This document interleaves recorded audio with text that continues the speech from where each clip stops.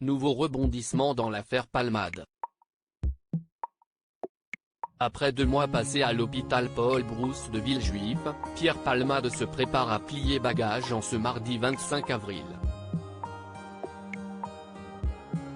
D'ordinaire, les blessés de la route restent sous surveillance médicale pendant une quinzaine de jours, mais l'ancien partenaire de scène de Michel Larocque est resté 6 semaines au sein de l'établissement.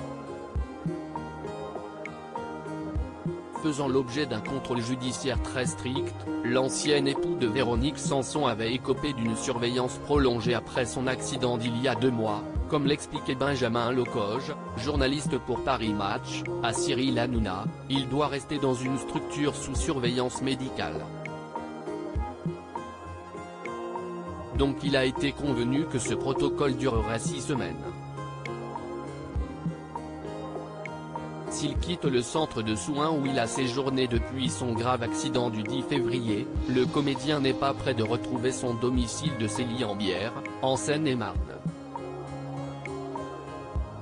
Plusieurs hypothèses avaient été émises quant au futur de Pierre Palmade au sortir de l'hôpital. Allait-il vivre avec sa mère?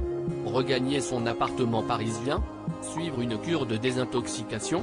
Mais il semblerait que ce soit finalement le placement dans un autre centre de soins, celui du CHU de Bordeaux, qui ait été privilégié par le juge et l'avocate de l'humoriste. Selon nos informations de sources proches du dossier, il va donc quitter l'hôpital Paul Brousse de Villejuif, où il était jusqu'alors, pour le CHU de Bordeaux, au sein du service de soins de suite et de réadaptation, écrivait BFM TV cet après-midi. Supérieur à Pierre Palmade, Muriel Robin, Michel Larocque, Véronique Sanson. Les femmes de sa vie ensuite.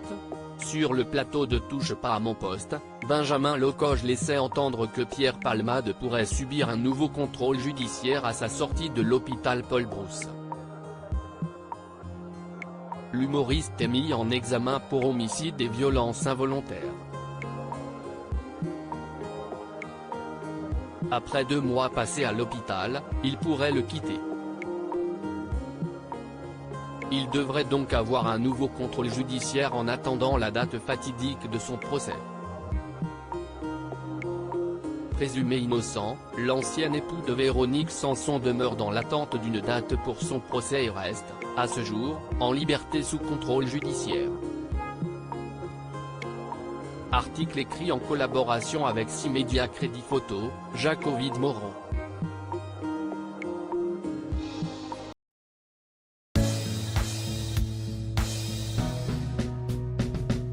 But there's all times through the rough times I think